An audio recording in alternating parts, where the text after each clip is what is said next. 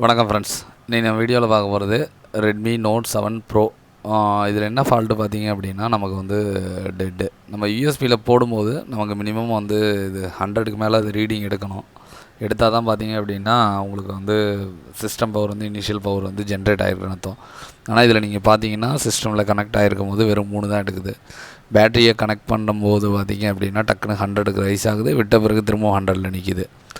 இந்த மாதிரி நமக்கு வரக்கூடாது. நம்ம கேபிள் போடும்போதே நமக்கு வந்து ஒரு மினிமம் ஆம்பியர் எடுத்திருந்தால் மட்டும்தான் உள்ள சிஸ்டம் பவர் ஜென்ரேட் ஆகிருக்காங்க. அப்போ நம்ம விபிஹெச்சை செக் பண்ணுறோம். விபிஹெச் வந்து பார்த்திங்கன்னா நமக்கு எந்த இஷ்யூமே இல்லை.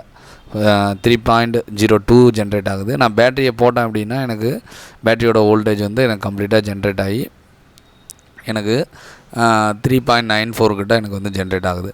இப்போ நான் இதோட பக் வோல்டேஜ் செக் பண்ணும்போது எனக்கு 2.05 ஸ்டேபிள், 0.95 ஸ்டேபிள், அதாவது பக் வோல்டேஜ் எனக்கு ஸ்டேபிள் அப்படின்னா பவர் செக்ஷன் ஓகேன்னு காமிக்குது. இந்த மாதிரி சுச்சுவேஷன்லாம் பார்த்தீங்க அப்படின்னா நீங்கள் பவர் ஐசியை வந்து மாற்றணுமா அப்படிங்கிறது யோசிப்பீங்க. ஆனால் ரெட்மி நோட் 7ல் பார்த்தீங்க அப்படின்னா இந்த மாதிரி ஃபால்ட்டு வருது. நம்ம ஆன் ஆஃப் சுவிட்சுக்கெலாம் நமக்கு ப்ராப்பரான வோல்டேஜ் வருது, ஆனால் ப்ராப்பரான ட்ரிகருங்கிறது இது எடுக்கலை. இந்த மாதிரி நோட் 7 ப்ரோவில் உங்களுக்கு இஷ்யூ வரும்போது நீங்கள் சிபியு இஎம்எம்சியை டார்கெட் பண்ணுறதை விட நீங்கள் 2 பவர் ஐசியுமே நீங்கள் வந்து செக் பண்ணி பார்க்கலாம். எனக்கு இதே மாதிரி ஒரு இஷ்யூ வரும்போது நான் இந்த ஐசியை ஜஸ்ட்டு ஹீட் பண்ணி ஷேக் பண்ணும்போது எனக்கு இஷ்யூ சரியாயிடுச்சு. அதே மாதிரி நான் இதுலேயும் ஹீட் பண்ணி ஷேக் பண்ணி பார்த்தேன், ஆனால் எனக்கு இஷ்யூ வந்து சரியாகலை. அதனால் நான் இந்த ஐசியை எடுத்துகிட்டு நான் வந்துட்டு வேறு ஐசி வந்து சேஞ்ச் பண்ணிட்டேன்.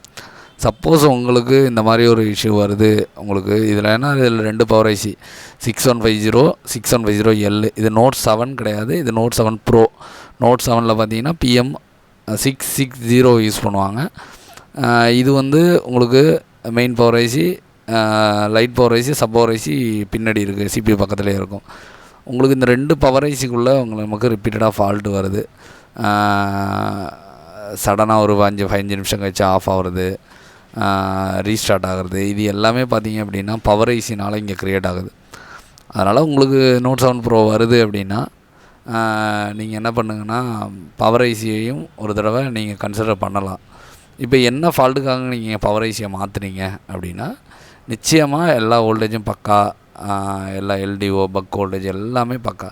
அப்படிங்கும்போது பவர்ஸ் வந்து ப்ராப்பராக ஜென்ரேட் ஆகலை, பவர் ஐசியை சேஞ்ச் பண்ணி பார்க்கலாம் அப்படிங்கிற ஒரு யூகத்தின் பேரில் தான் நம்ம மாற்றினதே தவிர இந்த லைன் ஃபால்ட்டுனால நான் இதை மாற்றுறீங்களா அப்படின்னா கண்டிப்பாக இது கிடையாது.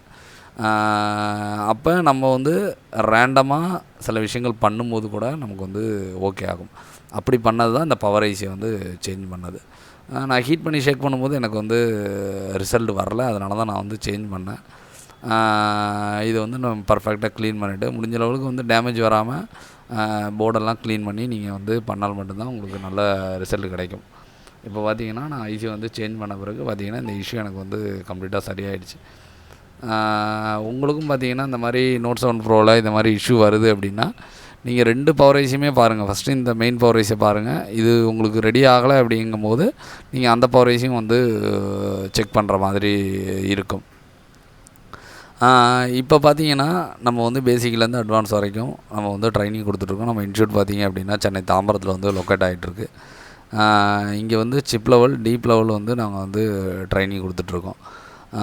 இங்கே வர்றது பார்த்திங்கன்னா முழுக்க வந்து ப்ராக்டிக்கல் ஓரியன்டட் லெசன்ஸ் நிறைய போகும். நம்ம யூடியூப் வீடியோஸ் பார்க்குறதன் மூலமாக உங்களுக்கு நம்மளோட டீச்சிங் எப்படி இருக்கும், நம்ம டீச்சிங் வந்து உங்களுக்கு புரியுமா புரியாதா எல்லாமே உங்களுக்கு நம்ம வீடியோஸில் உள்ள மாதிரி வீடியோஸை பார்த்தாலே உங்களுக்கு புரியும். உங்களுக்கு படிக்கிறதுக்கு இன்ட்ரெஸ்ட் இருந்துச்சு அப்படின்னா நீங்கள் ஸ்க்ரீனில் இருக்க நம்பரை வந்து காண்டாக்ட் பண்ணுங்கள். நம்ம யூடியூப் சேனலில் பார்த்தீங்க அப்படின்னா தொடர்ந்து வந்து சிப் லெவல் வீடியோஸ் வந்து போட்டுட்ருக்கோம். வீடியோஸை மிஸ் பண்ணாமல் இருக்க சேனலை மறக்காமல் சப்ஸ்கிரைப் பண்ணுங்கள். வீடியோஸ் பிடிச்சிருக்கு அப்படின்னா உங்களுக்கு வந்து கமெண்ட் பண்ணுங்கள், உங்கள் ஃப்ரெண்ட்ஸுக்கும் வந்து ஷேர் பண்ணி விடுங்க. இப்போ பார்த்தீங்கன்னா நம்ம நோட் 7 ப்ரோ வந்து இஷ்யூ வரும்போது பவர் ஐசியை வந்து கண்டிப்பாக வந்து செக் பண்ணி பார்க்கலாம். சில பவர் ஐசியெல்லாம் பார்த்தீங்க அப்படின்னா நீங்கள் கண்டிப்பாக ஸ்டாக் வச்சுக்கிற மாதிரி இருக்கும். அப்போ தான் வந்து சிப் லெவல் பண்ணுறதுக்கு ஈஸியாக இருக்கும். ஒன்று ஸ்க்ராப் போர்டு வேணும், இல்லைனா ஐசியோட ஸ்டாக் வேணும். இது ரெண்டும் இல்லை அப்படின்னா சிப் லெவல் வந்து நம்ம பண்ண முடியாது. ஏன்னா டைம் வந்து கொடுக்க மாட்டாங்க. அப்படிங்கும்போது நீங்கள் வந்து 2ல் ஏதோ ஒன்று மெயின்டைன் பண்ணிங்க. ஒன்று ஸ்க்ராப் போர்டு, இல்லை அப்படின்னா ஐசி வந்து பர்ச்சேஸ் பண்ணி வச்சுக்கோங்க. உங்களுக்கும் இந்த மாதிரி Note 7 Pro வந்துச்சு அப்படின்னா நீங்கள் இந்த ரீடிங்கை செக் பண்ணுங்கள். இதே மாதிரி உங்களுக்கும் சேம் ரீடிங் வருதுன்னா 2 பவர் ஐஸில் ஏதாவது ஒரு பவர் ஐஸ் தான் ஃபால்ட் இருக்கும். மாற்றினீங்க அப்படின்னா கண்டிப்பாக உங்களுக்கு இஷ்யூ சால்வ் ஆகிடும். Thanks friends.